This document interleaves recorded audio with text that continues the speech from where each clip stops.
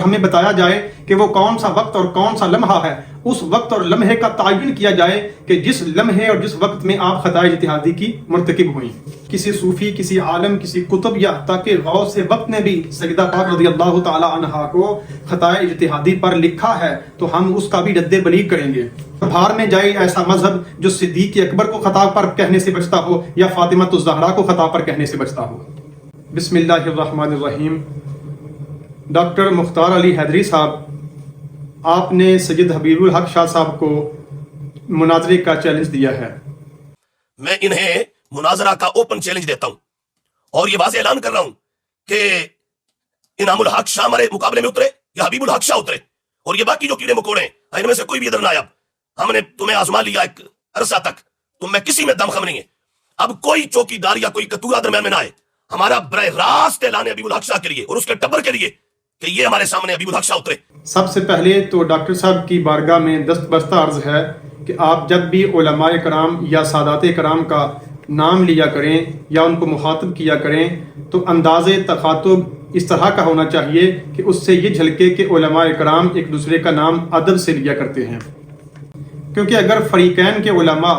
ایک دوسرے کے نام ادب اور آداب سے نہیں لیا کریں گے اور سادات کرام کی عزت کو ملحوظ خاطر نہیں رکھیں گے تو اس کا اثر عامت الناس پر بڑا گہرا پڑے گا اور ہر کوئی زبان درازی اور دشنام ترازی پر اتر آئے گا۔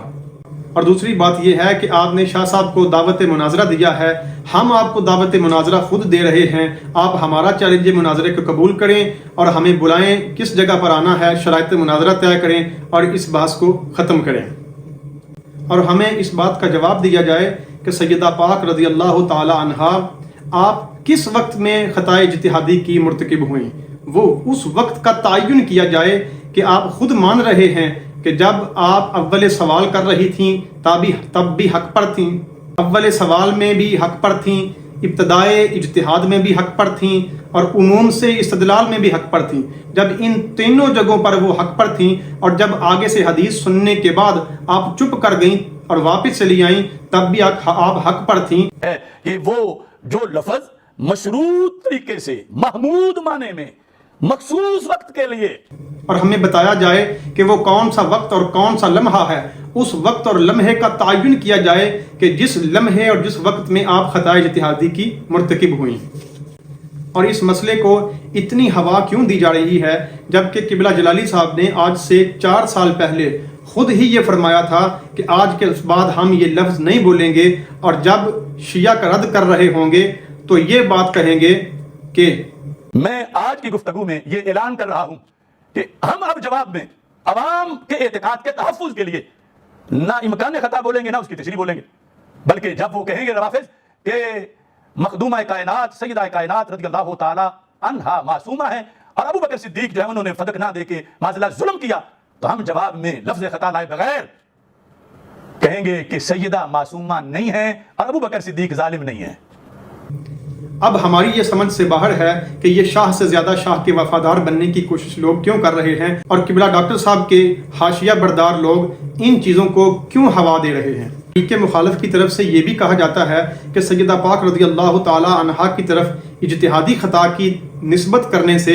مسلک اور مذہب کی ہم نے خدمت کی ہے اور اگر اس طرح نہ کیا جاتا تو مذہب نہ بچ پاتا۔ ہم حیران ہیں کہ یہ کس طرح کا مذہب ہے جب روافظ کو دیکھا جائے تو یہ بھی اسی طرح کا طرز عمل اپناتے ہیں۔ وہ یہ کہتے ہیں کہ جب صدیق اکبر کو خطا پر نہ کہا جائے ہمارا مذہب نہیں بچتا، اور یہ کہتے ہیں کہ سیدہ پاک کو خطا پر نہ کہا جائے ہمارا مذہب نہیں بچتا۔ بھار میں جائے ایسا مذہب جو صدیق اکبر کو خطا پر کہنے سے بچتا ہو یا فاطمہ الزہرا کو خطا پر کہنے سے بچتا ہو۔ ہم یہ ہرگز نہیں کہتے کہ آپ لوگ سیدہ پاک رضی اللہ تعالی عنہا کے گستاخ ہیں، ہم کبھی نہیں کہتے کہ آپ ناسبی لوگ ہیں اور نہ ہی ایسا کسی مسلمان کو کہنا چاہیے۔ یہ ممکن ہی نہیں کہ ایک بندہ کلمہ پڑھ کے مسلمان ہو جائے، اللہ اور اللہ کے رسول کو ماننے لگ جائے اور پھر وہ رسول ہی کی بیٹی کا گستاخ نکل آئے، ایسے کبھی بھی نہیں ہو سکتا۔ ہم یہ نہیں کہتے کہ سیدہ پاک رضی اللہ تعالی عنہا کی طرف خطائے اجتہادی کی نسبت کرنا یہ گستاخی ہے، بلکہ ہم یہ کہتے ہیں کہ سیدہ پاک رضی اللہ تعالی عنہا کی طرف اس مسئلے میں خطائے اجتہادی کی نسبت کرنا خلاف واقعہ ہے، اور چونکہ یہ شے خلاف واقعہ ہے لہٰذا سوء ادب میں داخل ہوتی ہے۔ اور زاہد نعمانی صاحب نے یہ خود ہی مانا کہ جو ہمارا موقف ہے اگر کوئی اس کے خلاف بھی رکھنا چاہے تو وہ رکھ سکتا ہے. ہمیں اس میں کوئی تعارض نہیں کہ کوئی کیا موقف اپناتا ہے. ہم کبھی بھی کسی کو مجبور نہیں کرتے کہ وہ ہمارے ہی موقع پر آئے. سوال یہ ہے کہ جب یہ چیز ماننا ضروری ہی نہیں تو پھر اس پر مناظروں اور مباحثوں کی ضرورت کیوں ہے؟ اور جب یہ عقیدہ رکھنا ضروری نہیں ہے تو پھر اس عقیدے کی بنیاد پر انتشار و افتراق سے بچنے کے لیے یہ بہتر ہے اس سے رجوع ہی فرما لیا جائے. اور یہ بات بھی سمجھ سے بالاتر ہے کہ یہ کون سی اہل سنت کی خدمت ہو رہی ہے کہ اس مسئلے کے بعد اہل سنت میں 2 سے 3 دھڑے بن گئے ہیں اور اہل سنت و جماعت خود ہی 3 دھڑوں میں تقسیم ہو چکے ہیں. یہ اہل سنت کی خدمت ہے یا اہل سنت کو نقصان؟